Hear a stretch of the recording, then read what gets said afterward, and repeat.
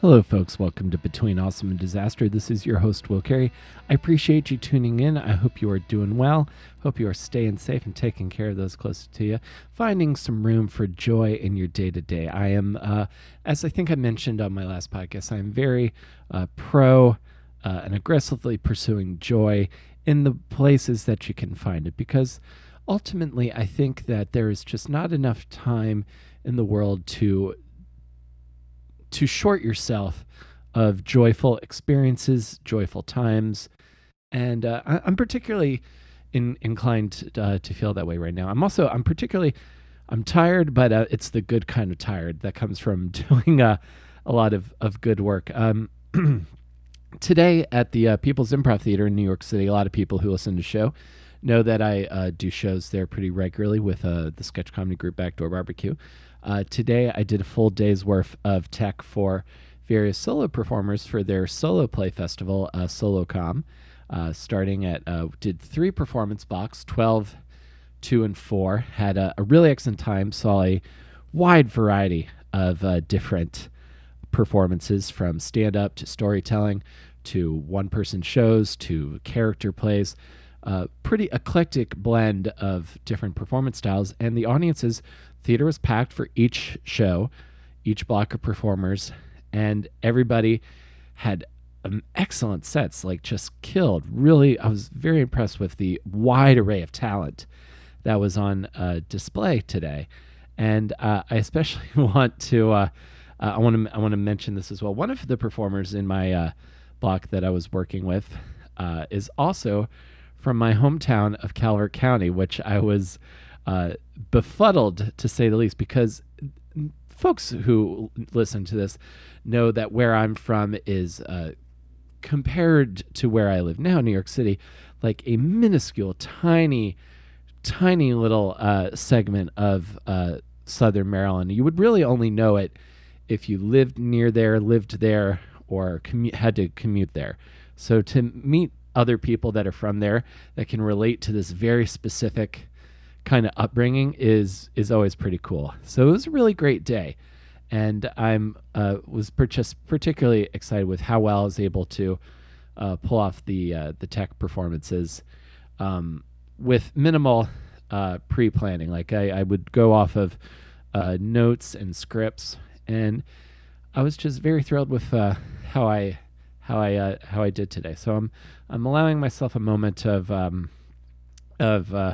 satisfaction. And improv sketch is playing into our episode today, because my guest on the show today is EpicLLoyd. EpicLLoyd's a rapper, comedian, improviser, entrepreneur, just all around talented guy. I know you, and if you're listening to this, you probably know EpicLLoyd from his work on the long-running YouTube series Epic Rap Battles of History, which I've been a fan of since they were originally on one of the co-creators' personal channels before moving on to their own channel. So I remember stumbling across them very early on when they started, and just really, really enjoying them. Not only are they lyrically witty, crafted rap battles between historical figures and pop culture figures, but the songs are amazingly well crafted. Like, I just kind of like find myself, after all these years, still like listening to them,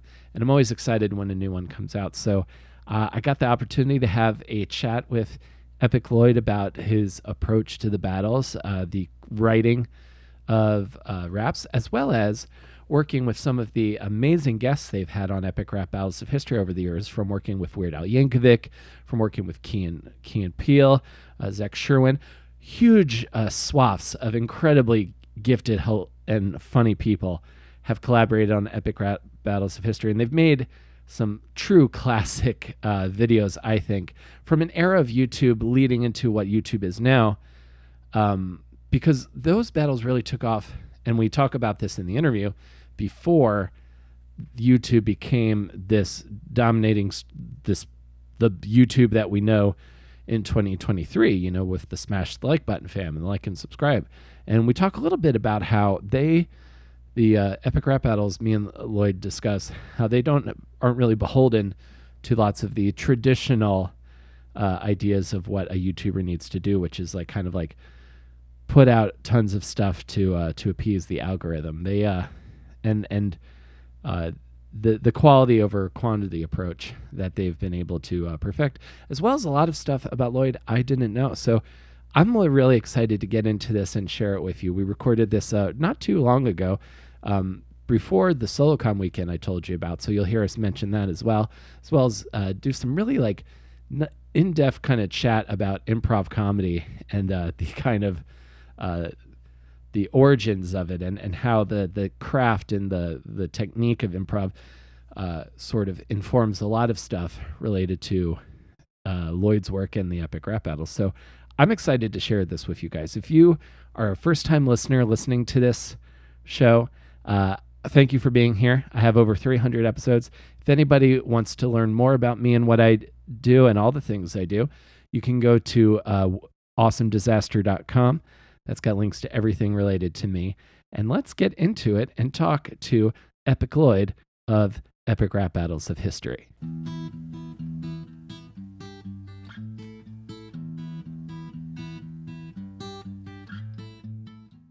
Okay, EpicLLoyd, thank you for doing this, man. I really appreciate it. My pleasure. Great to be here. Good to meet you.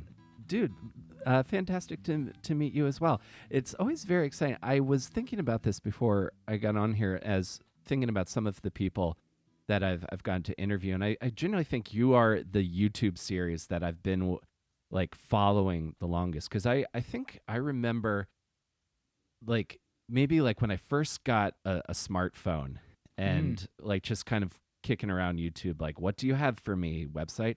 And that's when I think I stumbled across like the first Darth Vader battle, and I remember watching those because I was into. I don't listen. I'm not a hip hop head, but I like you guys, and I like nerdcore and horrorcore kind of stuff. Yeah. And I remember listening to that and that battle and thinking, wow, this is, not only is this like a really extremely catchy song, but like the lyrics are like so on point and like exceedingly well written. Like I was hooked immediately, dude. Well, thank you very much. Appreciate you saying so. It was that battle was definitely the one that got a lot of people for the first time. That was like the big splash. Vader Hitler 1 was like, oh, holy crap, what is this? And then we got real busy.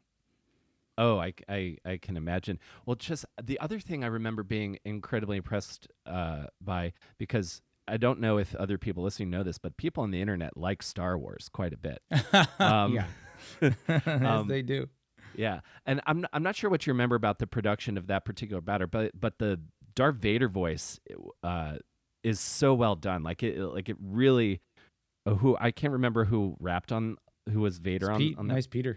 That was NicePeter. Yeah. So whatever effect or he was doing with his voice or like post production wise, like perfectly replicated Vader from the movies. Yeah, man. Like Pete has been and still remains a sort of gearhead / like software genius guy. So he was always really good at figuring out how to make something sound like something, or like I remember like for that voice, but also for RoboCop and for Boba Fett, and he's always been a good digital tinkerer. And then I remember him very clear, like J5 Jurassic 5 was always one of our favorite rap groups.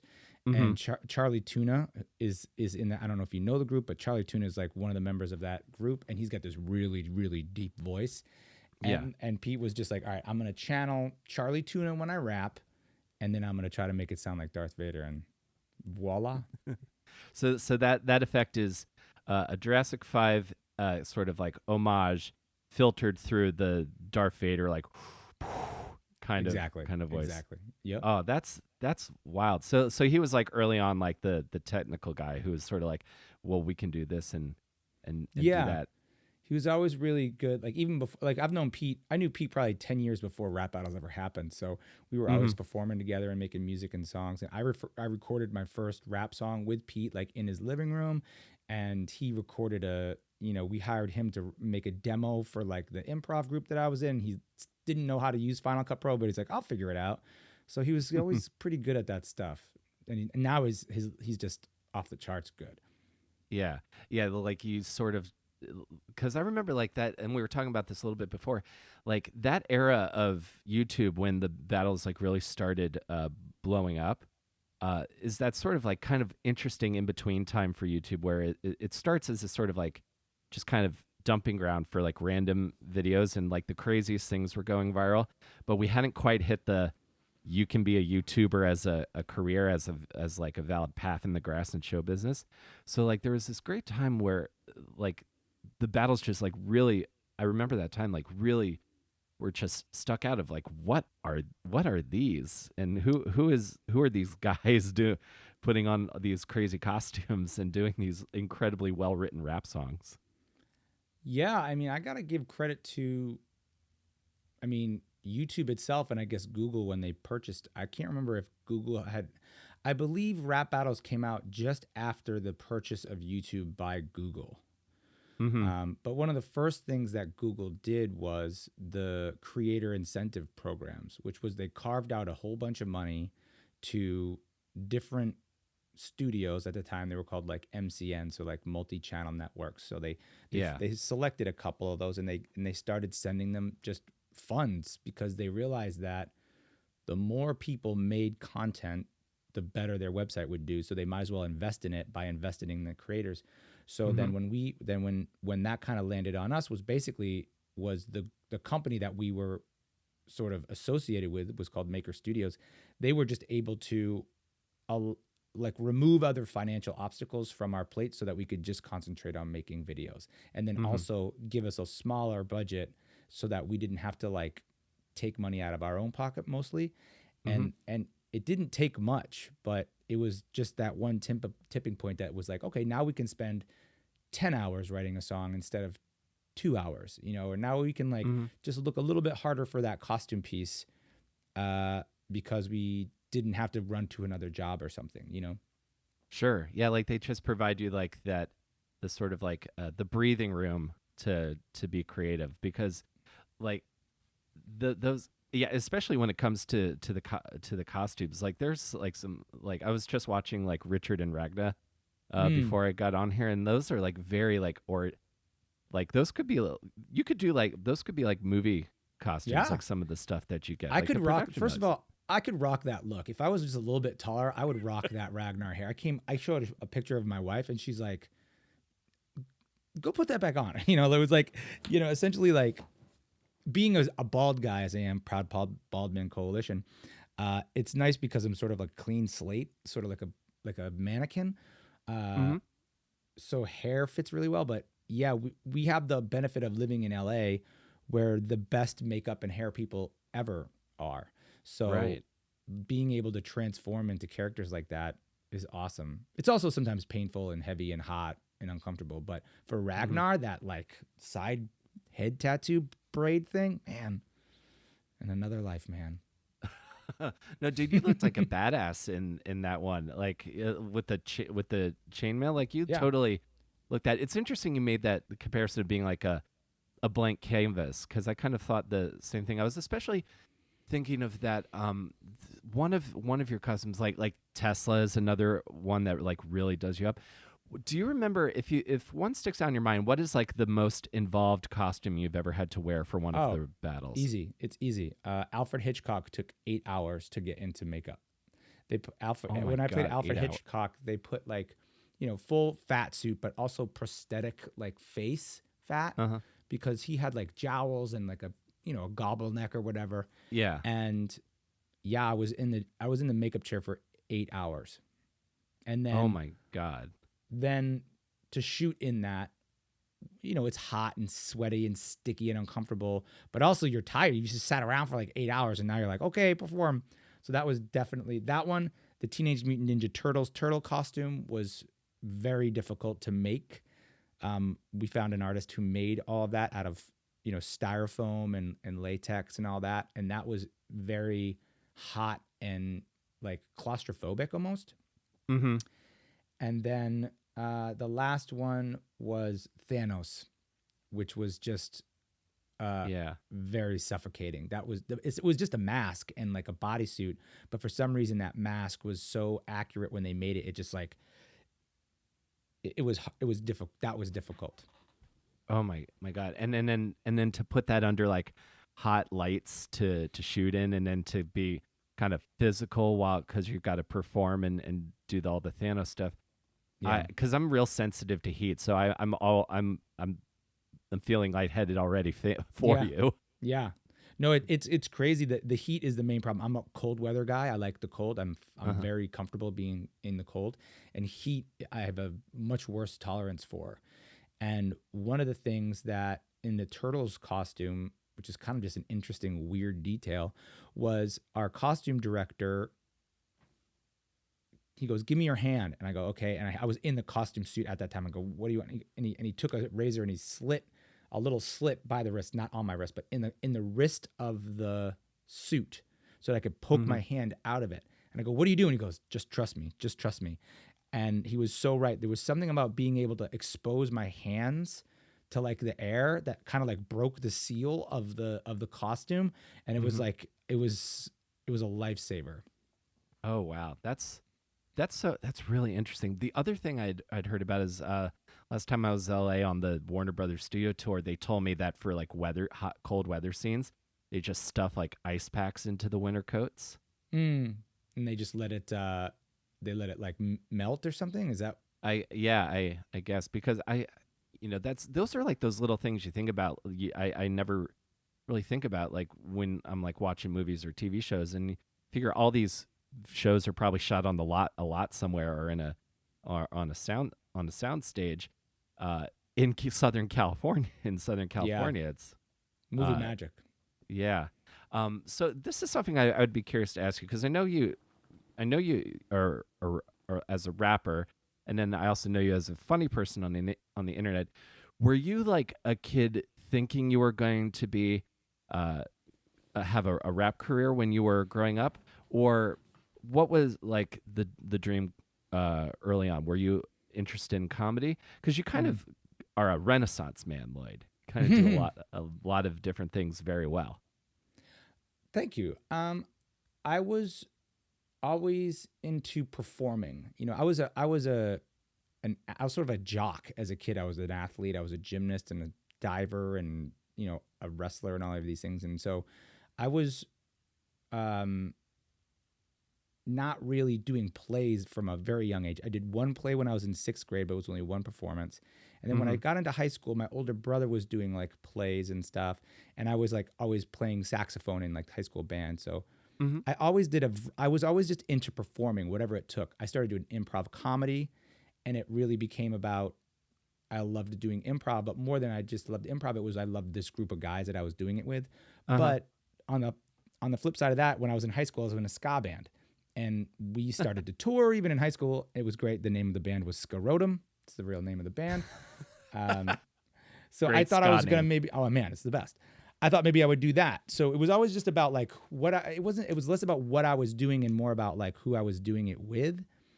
I didn't start doing really anything solo until my like 20s, like after I had already moved to Chicago to study improv, and then Hmm. I started doing like writing raps and poetry, because there was, I had some death in the family and stuff, and I was coping with that, and I didn't Awesome. feel like I was very funny at the time, so Hmm. I kind of stumbled onto a some like a spoken word poetry performance somehow, and I started just thinking I could probably do that. I'd always listened to stand up as a kid and loved stand up, but I always was like, I'll never be able to remember that many words. So I never thought about doing that. But the poetry somehow just hit me, and then that led very quickly to rapping, and then those two kind of like went on separate tracks. Like I was always trying to do comedy and improv with this group, and even Hmm. opening a theater and a club. But then the rap stuff turned into like one man shows that I started to write and doing like sort of like one man plays that were a mix of spoken word and hip hop. And I found that the traction of actually writing something down versus improv, which was just all fleeting, it got a Hmm. lot fat. It got me places a lot faster with like writing it down. So like opportunities would pop up here and there. And then when I moved to LA, So you were like into comedy, and then rap came later. I'm curious, what sort of You said you were into stand up. What was your introduction to improv comedy? I was in college and we did like I was in an acting class in college. We did like a improv game in there, and that was really fun. I had seen Whose Line Is It Anyway as a kid before I went to college, and that was always really fun to watch. I always enjoyed that. But when I was in college, as my acting class, we went and saw an improv group because we had played that game, and they're like, "Hey, let's go check it out." Hmm. And then I met some folks who were in an improv group, and I was laughing a lot, and I was sitting next to this one kid, and he's like, "Hey, there's auditions for this thing later if you want to come check it out." He randomly told me that. Maybe I was the loudest one laughing or something. I don't know. Uh-huh. But then I went and did that, and then I was just hooked. Started doing improv in college, like most people do. Yeah. But the group that I was with, my best friend Aaron Krebs, who's still to my this day my best friend. I still own multiple businesses with him doing improv.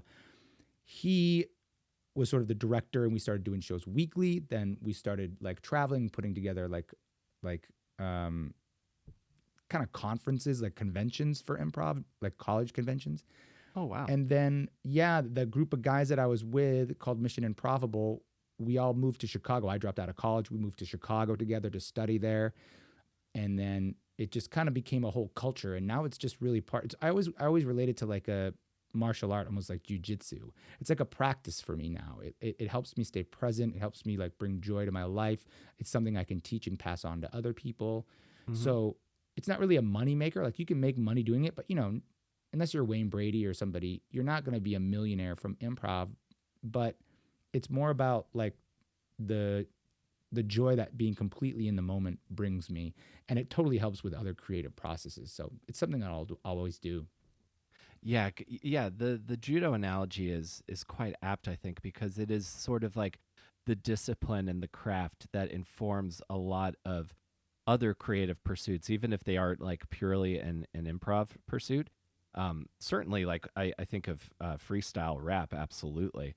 Like Yeah, especially when it comes to like or like writing jokes, or I think of like even with like battle rap when it comes to like heckle comebacks, like when you're doing stand up, I think is very apt. But yeah, so it's sort of like the the foundation that informs so many different things, performance wise and creatively.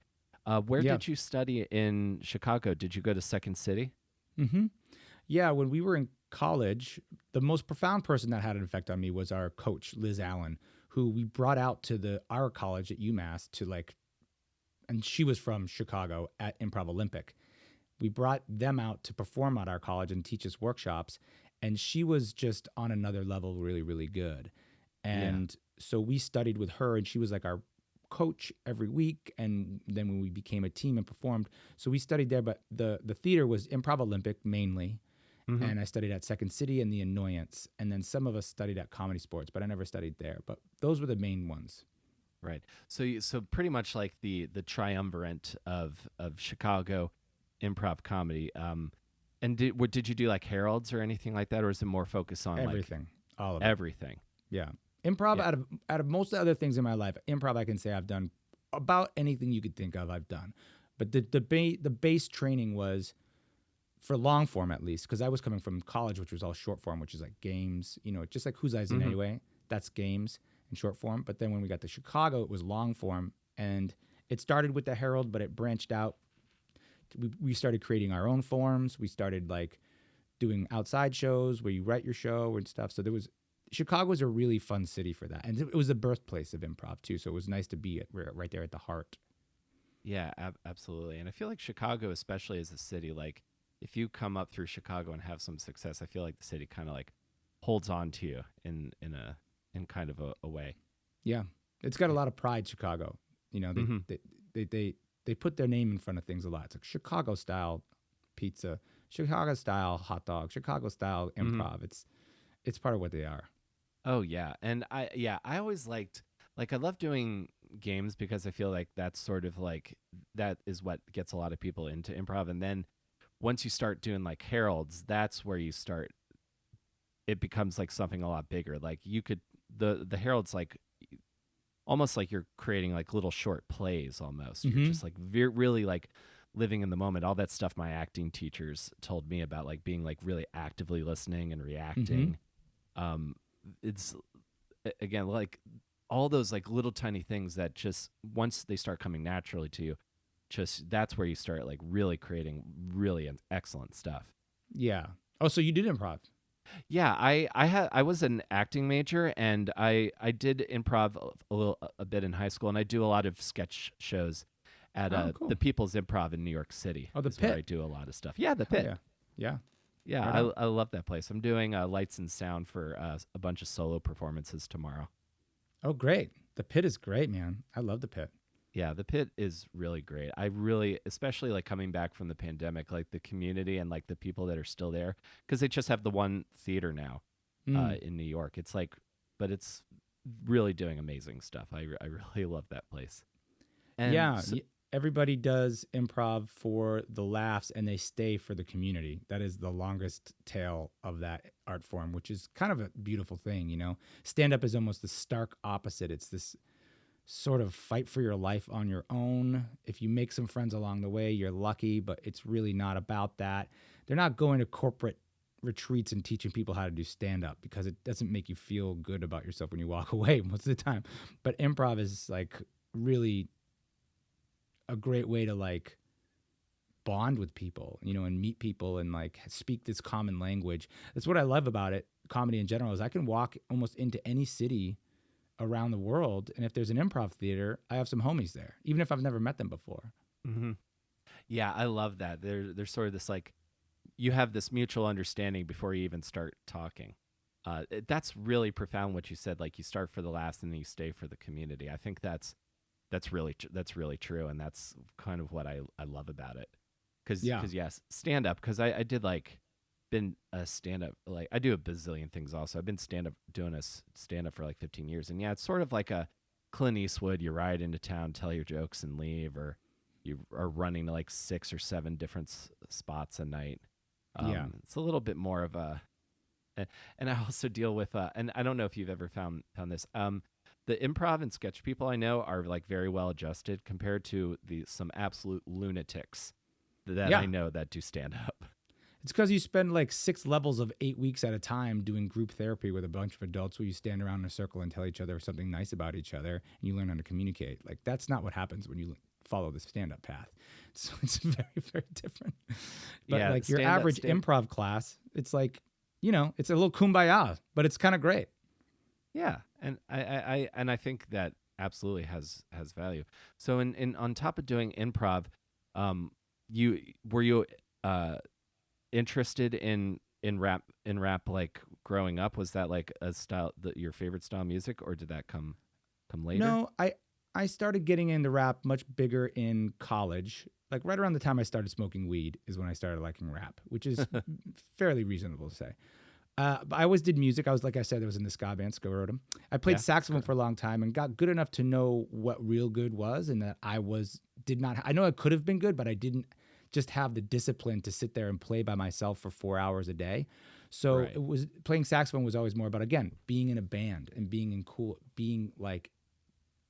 like at shows and being a performer. So we would do these big shows even when I was in high school and travel and tour.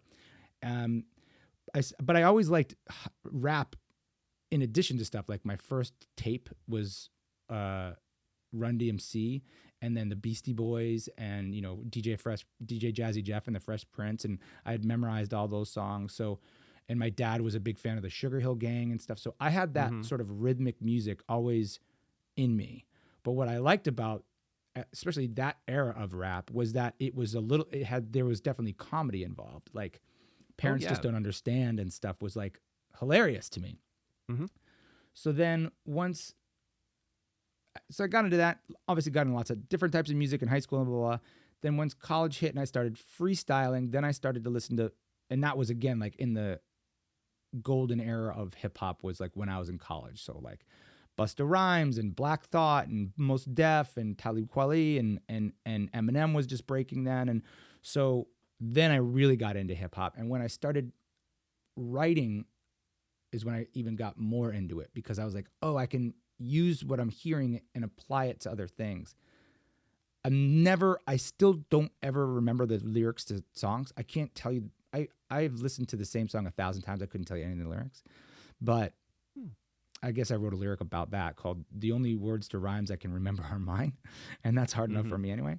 So I wouldn't say I'm one of those hip hop fans who's like, well, the best verse of all time was Rakim's second verse on this. I couldn't do any of that. Right. Um, but I was always mesmerized by like the rhythm and the poetry of rapping. Totally. Somebody else that I wondered if you were into, and this is kind of what I thought of listening to your song "New Thing," which is one of my favorite Mm. solo songs outside of the Oh, ballads you cool. do.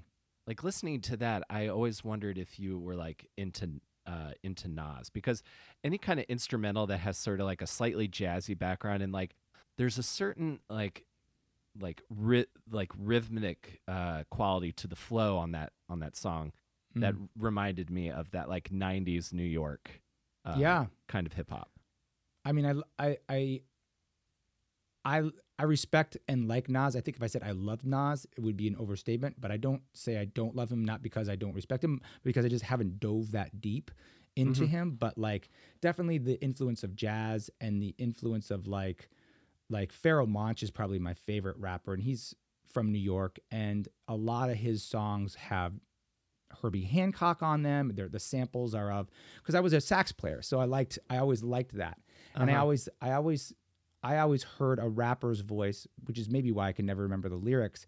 I hear it like a horn solo. I hear the rhythm of it, how it's being played like a Hmm. saxophone over the rhythm, and I can tell you the rhythm of a song, but it's much more than the words when it like hits me is how I feel. Like that's why I like Biggie so much and why I liked Pharaoh so much is because they would like it sounded like an instrument when they were rapping. Yeah. So yeah, that East Coast feel was always big for me. Uh-huh. That's really interesting to me, like that you would respond to the rhythm, because yeah, I feel like most people when they talk about like greatest MCs of all time, it's like flow or like lyrical quality, speed, a lot of times. But kind of like thinking about it, like a horn section is really interesting to me, because I feel I do that sometimes too. Like I grew up playing guitar, so I always sort of like apply like my guitar player critique brain, like, oh, that's a really they've got really good feel, or that David Gilmour kind of bend, and then to think of like the way Eminem like will kind of twist the phrasing of words that Mm-hmm. don't rhyme so that they kind of make sense. Mm-hmm. Just like the bending of enunciation of lyrics Sure. is, I think, kind of underanalyzed in when rap is discussed. Yeah, I heard of all people, I heard Shock G say something, and Shock G was Humpty Hump. If you want to go into the Wayback Machine, he said he said when uh, Nas rhymes, it's way down in your throat here, and then when Snoop rhymes, it's like in your nose. And then he Mm-hmm. was talking about how Biggie rhymed, and it was like, and maybe this is why I think of it like a horn section because he maybe said that too. Is like it's like you hear an instrument, and he's like BIPPOPPA. He's like all he's doing is spelling his name, but it's how he's doing it and like what he's like the flavor and the emotion of the sound of his voice is that what gets you. And I always Yeah. responded a lot to that. Even Eminem, to me, his voice is like a snare drum for me, like, but not a snare Mm-hmm. drum on a drum machine, but like a snare drum in like a marching band. That kind of, which was very, very different at the time. And I think again why it like resonated with people. Yeah, because his delivery is like very like aggressive and Mm-hmm. kind of intense. Yeah, not unlike what you would describe. That's really interesting to me. Somebody else, and somebody that you've worked with, who I think is under. Nobody talks about how good they are rapping. Weird Al Yankovic. Oh my God, For he's the somebody best. who like grew up playing accordion and like parodied rock songs, and then like I feel like caught up to rap because that's what was getting popular. Guy's got, I'm gonna sound really dorky when I say this. Guy has like bars for days. He, out of all the people that I've gotten to work with, he was the best. Not only, I mean, he maybe not the most talented, certainly super, super talented, but he was just they say don't meet your heroes, but when because he was a hero of mine for sure, Yeah. and he like above and beyond how first of all he was like early, on time, sober, excited, full of energy. He's like 50, 60 years old or whatever. He's rolling in there. When we recorded with him, because we write the most of the lyrics for any of our guests, all the songs we write the lyrics mostly.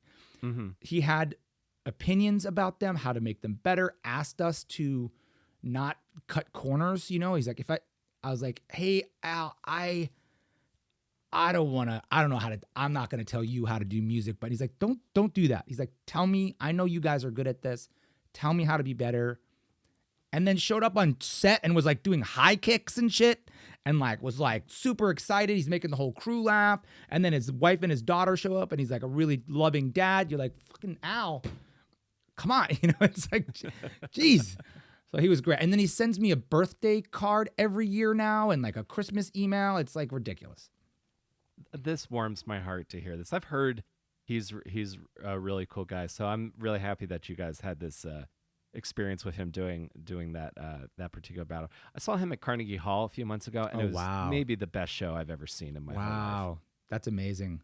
Yeah, the fact that he does that is so like Weird Al in Carnegie Hall. That's amazing. Yeah, it was. He and his band are so good. Like, they're amazing musicians. It was kind of jaw dropping. And Emo Phillips. I don't know if you know him. Yeah, totally know Emo Phillips. Yeah, he was the opener, and he's just as weird and hilarious as ever. That's great. And so you were telling me, so you're in Chicago. You've got this group of guys you work with, and were you guys going to like NACA and all the college conferences to like book yourself as like improv comedy at your college?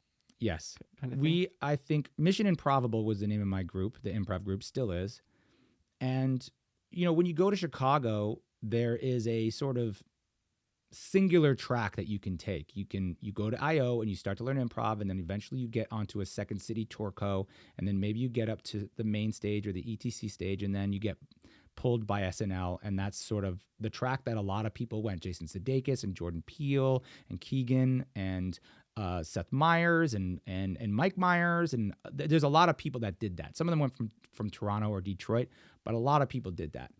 I was never good at getting picked. You know, I was never like the guy who did great at auditions, but I was always really sort of tenacious. So I was like, I don't want to do all that. Plus, I like these guys that I'm with. They're not going to cast us all together. So I started looking at NACA, which is where I knew our show would be great. We were still pretty close to college age at that time. And I don't think there had ever really been an improv group on the NACA circuit at that time. Maybe one or two like local groups that would go out, but like there hadn't been improv groups, which was great timing for us. And then, we linked up with this agent in Chicago, Scott Bass from Bass Schuler. I remember sending him a press kit, physical. And it just took off like wildfire on the NACA circuit because it was still fresh. Improv was still like, it wasn't as household name as it is now. It's very much well known now. So we were able to like circumvent that whole like course of action to becoming professional comedians by just going on the road and touring colleges. I was making more money doing that than I ever would have made as a Second City tour guy. Right. So that was really great. Yeah. And we still have touring companies that do the NACA circuit now. Mission Improbable still tours NACA now. But what we did is we just made it so that it's sort of an interchangeable cast. So now it's kind of more like a regional Broadway play than it is like a band, but still very, very popular and very successful.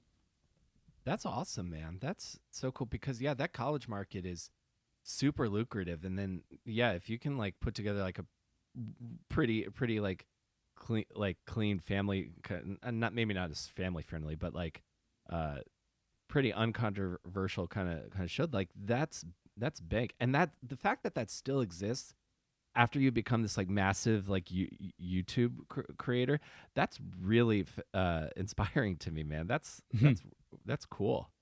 That's really awesome. Well, thanks. I think like, you know, I like being able to offer people jobs doing what they love, you know, and that's one of the things I'm most proud of. Like we own a comedy club out here in LA, Westside Comedy Theater is like our little version of, you know, our little home, Shangri-La, our pit, our IO, our annoyance, whatever. So yeah, the fact that the show's still going is great. It's I think the landscape of the college circuit has changed quite a bit since when I was there. I think there's definitely a lot of comics who are like, I don't tour colleges anymore. It's too touchy. It's too closed off. They're too tight about it. And I think everybody has those horror stories. And if you're rich enough to be able to make that kind of like exclusion, good on you. But Right. I always just saw it as a challenge. You know, where are we?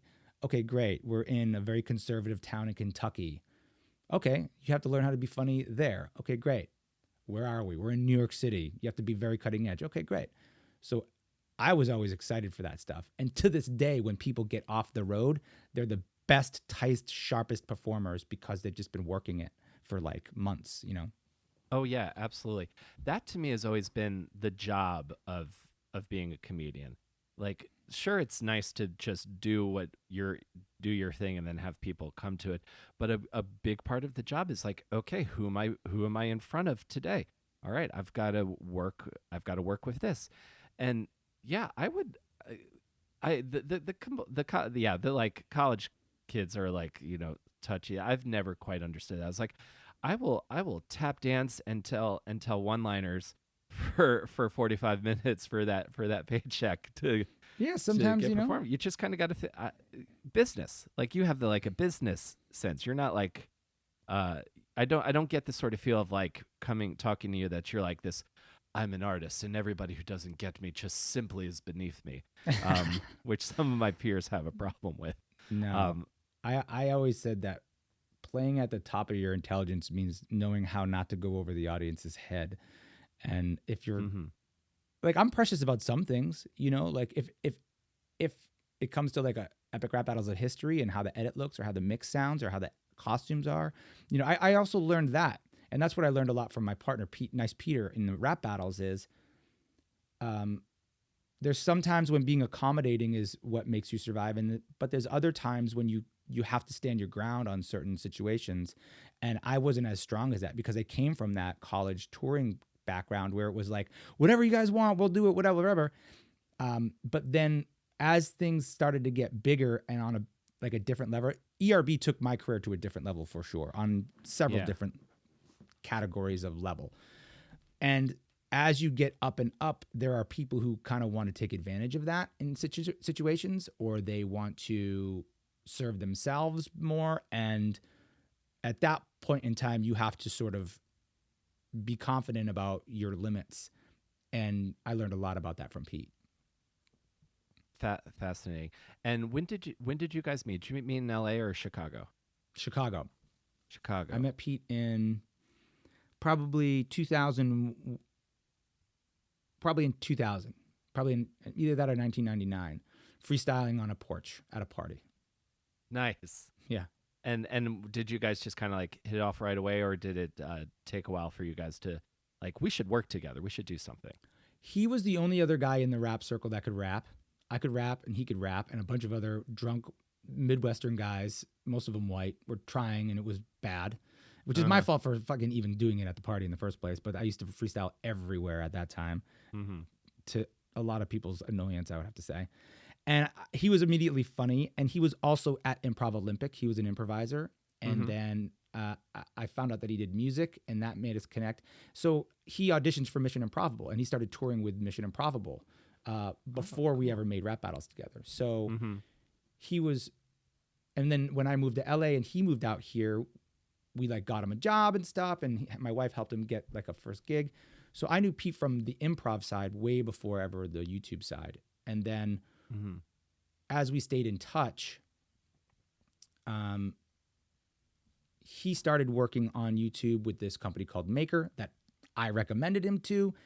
Mm-hmm. And I invited him to do the freestyle rap show that we did the battles in. He didn't want to do it, but he said, "Hey, I think we should make this segment where you rap battle celebrities a YouTube show." So I said, "Sure, whatever." We had done songs before, but that's when it really, once the battles clicked in and we were like, oh shit. Like little did we know it, we would sort of be career married from then on. Like it Right. became a whole different thing at that point. Yeah. Uh huh. And was the first idea that you had was that John Lennon, Bill O'Reilly? It was. It wasn't our idea though. It's always been cultivated from the audience. So Mm-hmm. Pete had his own channel that he was doing little other gimmicks on and stuff like that. But then he said, he said to the audience, who would you want to see? If you're going to see anybody in the world, celebrity or history, battle, who would you like to see? And then so we got comments, and like John Lennon versus Bill O'Reilly came up. Pete was always a big Beatles fan. I was like, sure, whatever. So that was the first one, and it did well. And then we did it again, and it was Adolf Hitler versus Darth Vader. And then like views went through the roof. We got banned in 5 or 6 countries. We were like the #1 video here, and people couldn't believe what we had said. And that kind of made it all the more edgy and internet savvy. And then it was like, oh, what's going on here? And then that's the rest is ZRB. Yeah. So like you make these couple of videos, and then they start blowing up. And this is something I'd always wondered as well, because I know the first season was on Peter's channel, and I always whenever I watch the ones where you guys battle each other as yourselves, like I remember thinking the first one was kind of funny, and then bringing in the Attack of the Show guy to like we're creating the ERB channel. But then the second one I remember going, oh, I hope they're okay. I hope they're still friends. Yeah, dude, for real. So like this first batch comes out, and then what is kind of thinking as these videos start to pop up? Do you start thinking like is that when you start thinking like, oh, okay, how do we make this into like a business, or what did that process look like once the battle started going like crazy viral? Well, you got to take yourself back to that point in time. There was no YouTube business before this era in time. So it was that, but it was way more in the dark.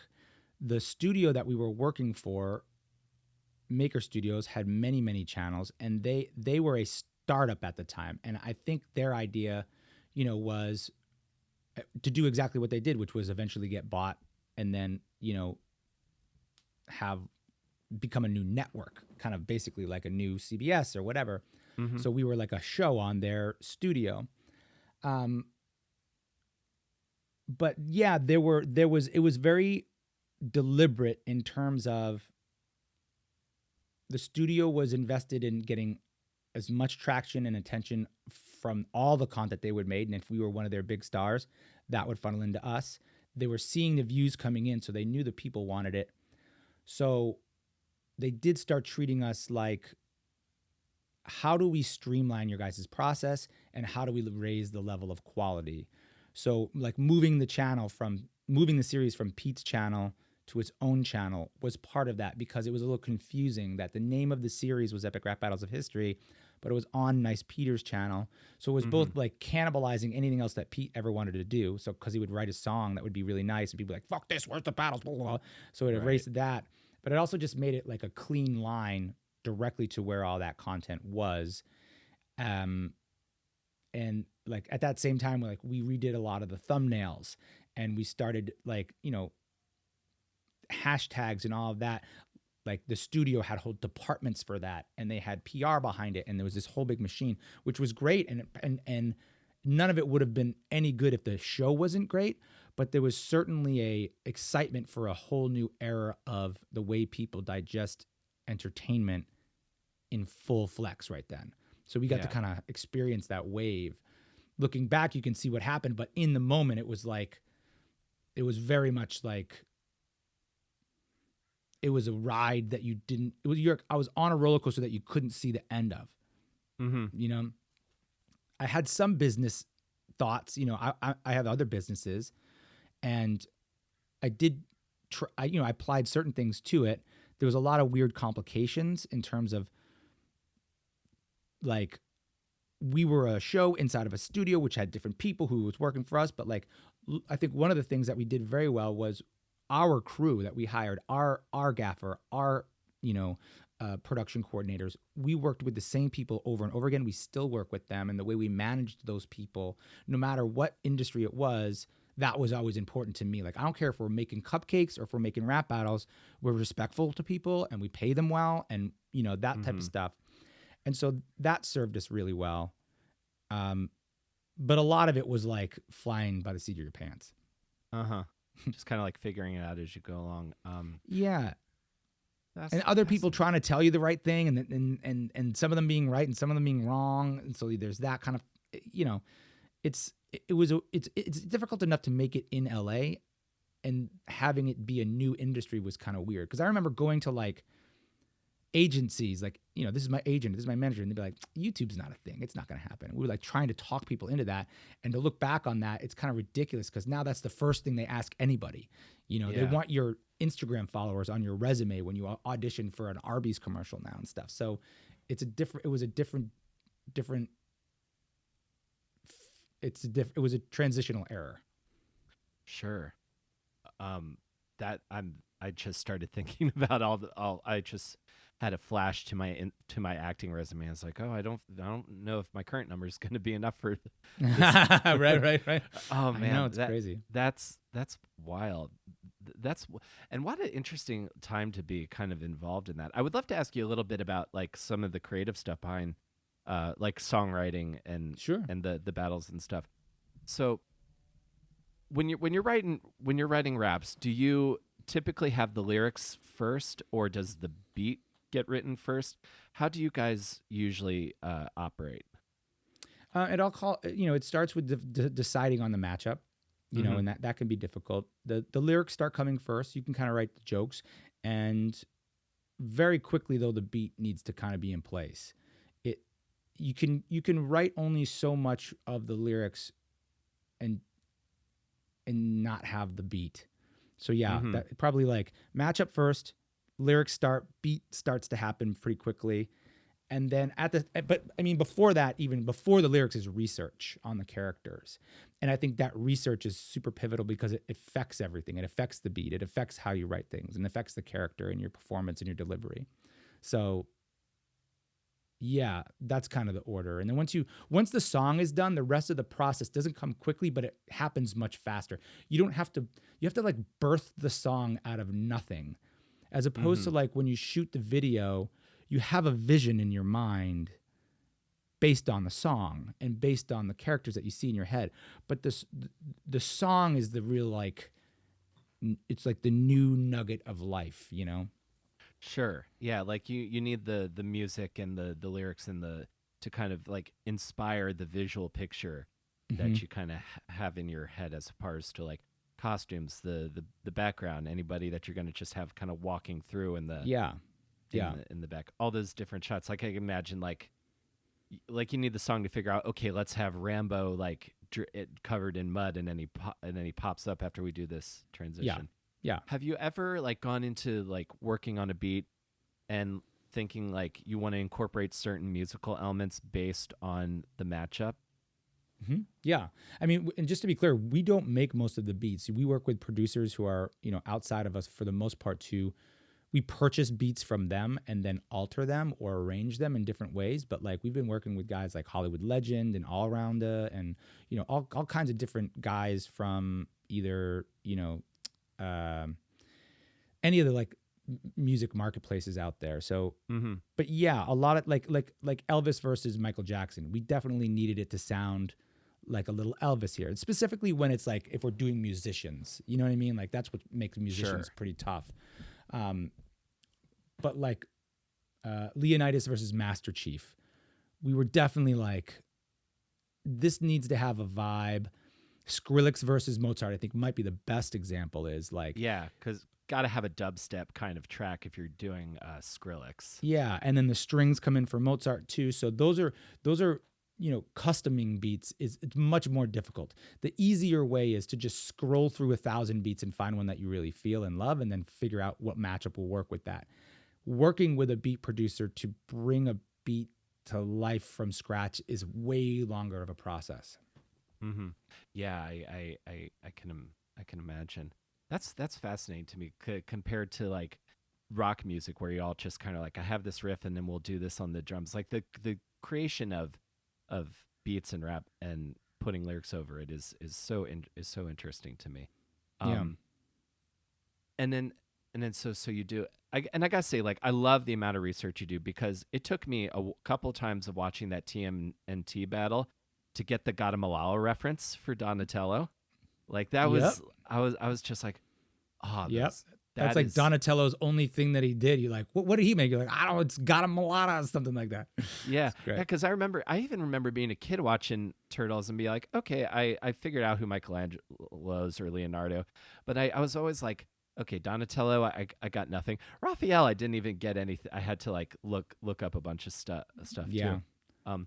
One of my favorite verses, maybe my favorite verse of yours in all the battles is you as Babe Ruth, Oh yeah. because because as far as like the who won, there's no debate that Babe Ruth won that battle against Lance to me, because that second verse just goes so hard. Like not only are you like hitting lots of like the one ball jokes or the you got lost and like you're just hitting like you hit Lance Armstrong on all of his character flaws and everything that he did, but especially like when you hit that salt in a SWAT when the beat kind of drops again, it's just so powerful sounding. It's just Hell like yeah. it's just like I can totally understand why Peter's like backing away from you. Thanks, man. That verse is really goes so hard, dude. And if you put a gun to my head right now, I do not think I could recite even half of that verse at all. Like that I would have to go back and. That's what I kind of like about the series, though. Like everybody's got their favorite, which is cool. I love that. You know, like it might not be the most popular one, but that's your favorite. I love Napoleon versus Napoleon. It's not the most popular one, but it's just that's my favorite. That's kind of cool.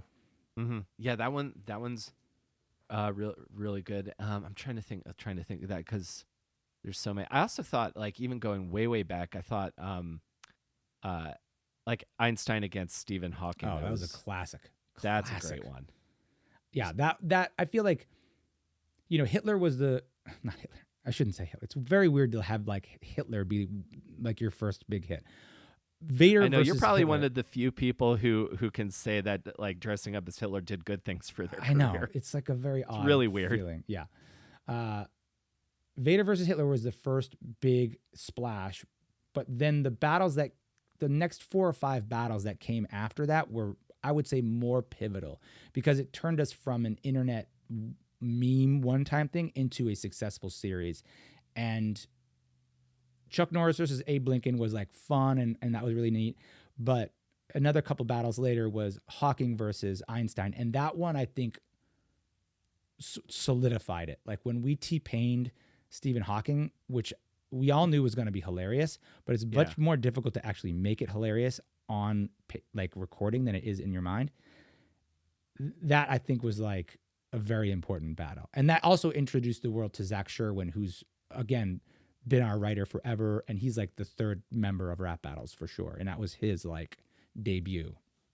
Yeah, whenever he pops up, I love seeing him because I loved him as Wayne Gretzky or he was Stephen King also, yeah? Yes. He's been in probably 10 or 12 so battles, maybe 15. Yeah, I really enjoy when he pops up. That's always exciting. Yeah. So the battles are grooving. So you do like 5 seasons with Maker, and I'm kind of want to trace this a little bit because you've been independent for a few years now.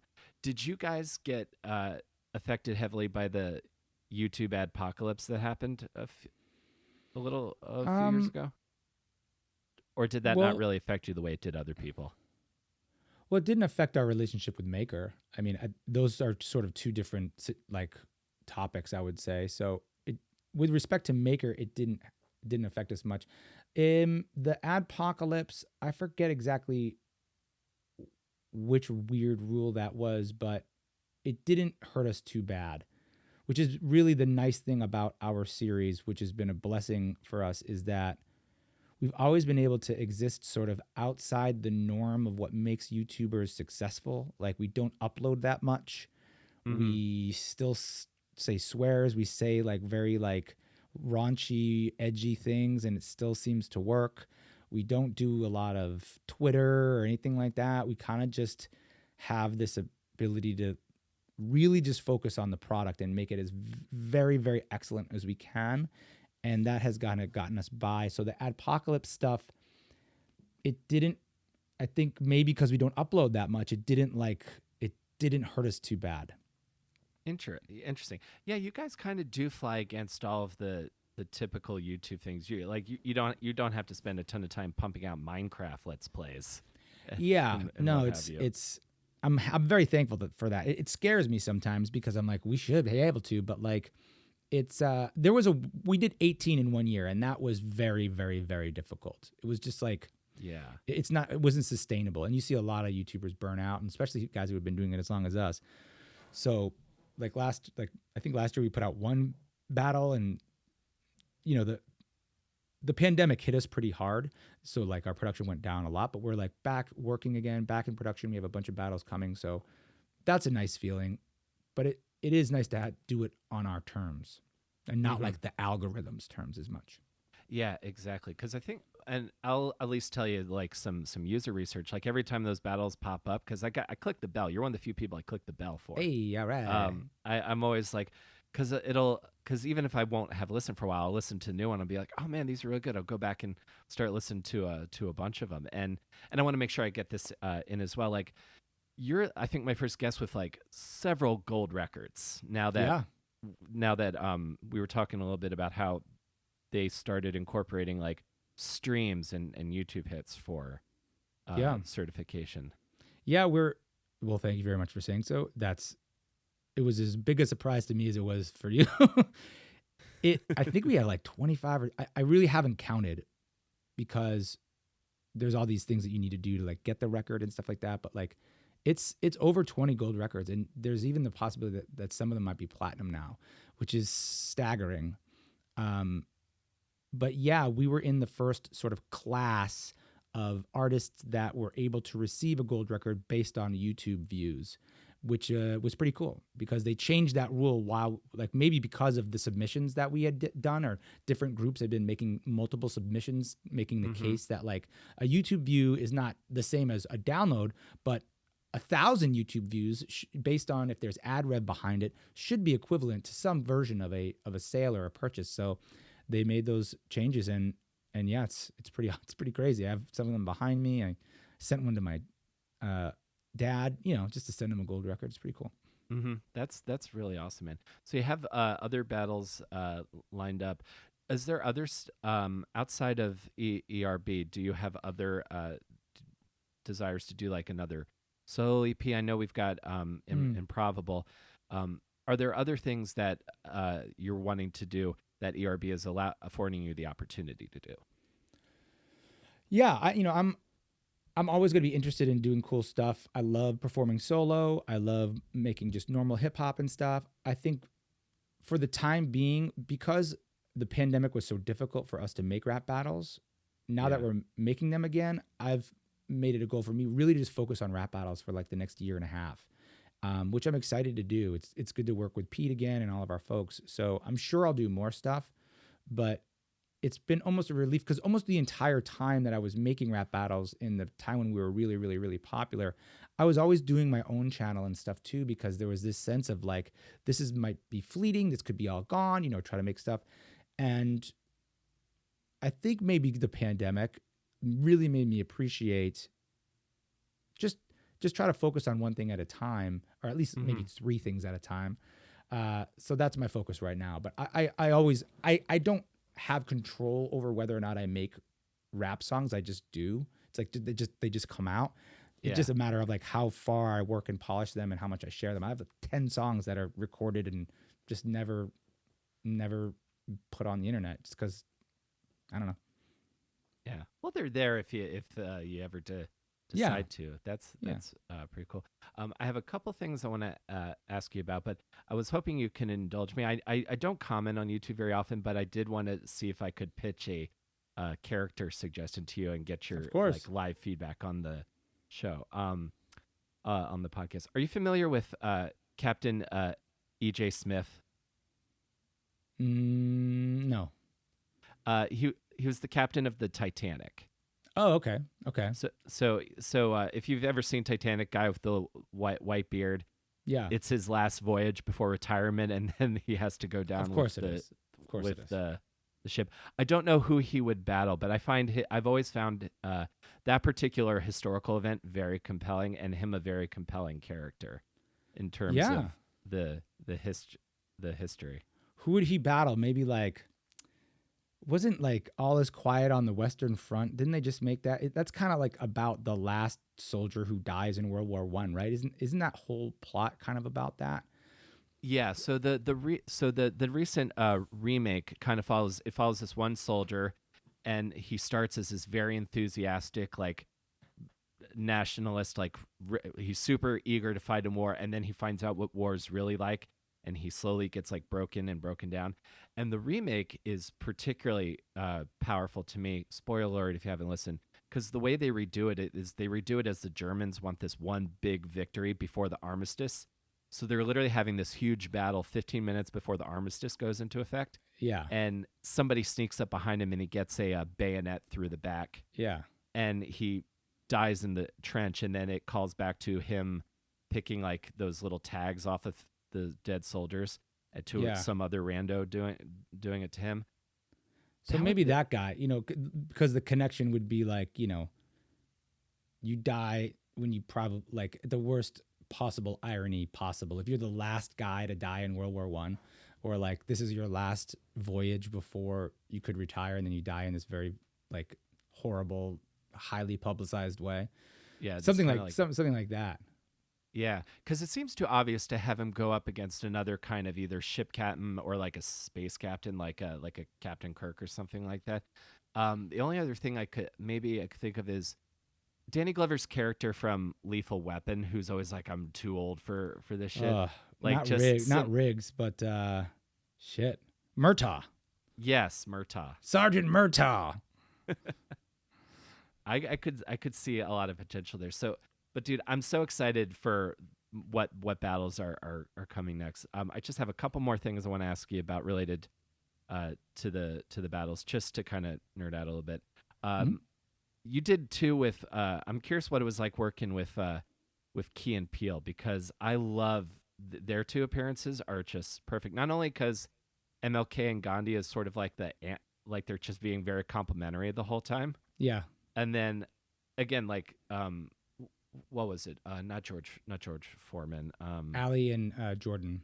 Yeah, Ali and Jordan. Again, that beat is awesome.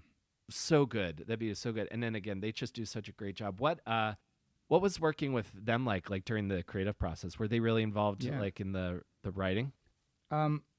They weren't really involved, but they were involved, specifically on Martin Luther King Jr. I remember we had a demo. It was interesting working with Key and Peele because I knew them before like Key and Peele hit big. So we were friends in Chicago when they were at Second City, and we would, hang out and party and we weren't like friends, but we were definitely like acquaintances and hey, how are you and all that stuff. So then when they did the first battle, which was MLK and Gandhi, I think they were in the middle of the first season, or maybe just going into the second season. So they were like, holy shit, this is Key and Peele, but it wasn't quite yet. Like, this is before Get Out, and this is before all that stuff. So we were like, hey, we're working with Key and Peele, and this is cool. So we had all this time, and I knew, and I think Pete also knew, that the level of their talent was like off the charts. So anything we would throw at them would be fine. They were involved in punching up the MLK second verse. I remember we pitched it to them, and the demo was a little rocky. And I remember when they showed up to the studio, that because they had been a little bit involved in the process before the actual lyrics were done. We're like, hey, let's shoot around some ideas of what could happen. Then I remember watching us all punch it up together, which was a beautiful thing. And then the relationship between those two guys does kind of remind me of me and Pete a little bit, because Jordan is much more cerebral, and he takes care of a lot of like the crosses the T's, and he's much more hands-on. And Keegan is this like Tasmanian devil that you just unleash on people, and one wouldn't exist without the other. So that was really fun. And then the second time we worked with them, which was Jordan and Ali, we had significantly less time with them because they were big stars then, and it was unreal just to see. It was like so cool to see. They both stayed super down to earth and super cool and everything, but watching this rise to fame of them was awesome. And then having them, the first time they did the battle with us, I think it was them and maybe their manager and maybe one friend. And the second time there was this entourage of people around them and we're like hustling them here and there. And it was just cool to see our friends like living the dream. It was really cool. Yeah. I know exactly what you mean. Like whenever I see somebody that I knew from like the open mic days do their like Colbert set or their late James Corden set, I'm so like, all right, yeah, good to see it. That's really, really cool. Yeah, they seem. I'm just so thrilled for everything that they've gone on to do. One last thing I would love to ask you about is how'd you end up doing a battle for SpongeBob, Sponge Out of Water? I love that we did that. The director had kids and was sort of an internet guy and had this idea for there to be like a rap battle between these seagulls and this monster that was in it. It was like this like flying dolphin or something. Mm-hmm. So I think he had seen our videos and he reached out to us to see if we would write this thing. And it was, it was weird and cool and such a different process because like the top secrecy of a script when you're dealing with, I think it's Paramount that they're with. It was like a big deal. And the funny story was we wrote this battle. We went and recorded it. We sent them a demo. I'm on it, which is great. And Pete's on it. We're the Seagulls. But when they were going through the process of like making final cuts and stuff, a lot of like the big CEO folks were like, we got to cut this rap battle. This is ridiculous. So they wanted to cut it. And the director was fighting for it. And then they did a screening of it and they brought in a lot of kids and this whole theater full of kids. And then when the rap battle came on, all the kids jumped up and started rapping and cheering and loving it. And they're like, I guess we got to keep it. So that was like sort of satisfying. I obviously didn't see that, but like that was the story that their director had told us when it came out. It was really cool. And it was a really nice moment to go to a movie theater and then see your name in the credits. It was like, heck yeah, it's pretty cool. Yeah, that's awesome. Because I remember seeing that, going and seeing that movie in theaters with my girlfriend at the time, wife now, and a couple friends. And I specifically remember because we were late and my one friend was trying to save us like 4 seats and he has like a big beard and glasses and he's alone at SpongeBob. And what are you doing here, buddy? Yeah, he was a good friend. He was a solid dude. And so I remember like sitting and watching that movie. And then when the battle starts, I was like, NicePeter and Lloyd? We did get a lot of that. Like, hey, did I just see you in was that you guys? It was like, it kind of happens fast. So it was great. It was cool. Mm-hmm. That's super cool, man. And like, to be doing like YouTube for this song and to have as much success and the quality to still be so great. I'm as a longtime fan, I appreciate all of the work and I look forward to. I will keep watching them as long as you keep making them. I will gain the other 14 like million subscribers, which is so bonkers. Congrats on all your success, Lloyd. Is there anything we can plug before we wrap up here? If you're ever in Los Angeles, come to the West Side Comedy Theater. That's our theater. If you're ever in Burbank, come to the Inkwell Tavern. It's our bar. And come say hi, and thanks for having me on the show. Absolutely, man. I'll be in LA later this summer, so if I can swing by, I'll check out a show. Absolutely. Let me know. Dude, thank you so much. This is really great. I really appreciate it. My pleasure.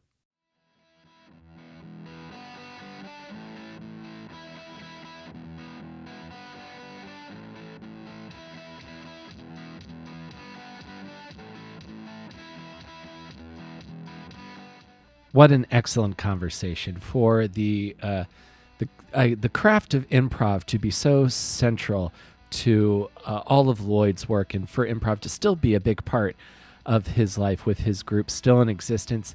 I find particularly inspiring, and it's something that I love to see, and it gives me a lot of ideas and a lot of inspiration to see how people I admire navigate this crazy thing called show business. So, and for somebody whose work I've admired for so long, and for them to still be excited, doing great stuff, working through the protocols of the pandemic is really great to see. And I cannot wait to see what battles are coming in the future, hopefully later this year. So thank you all again so much.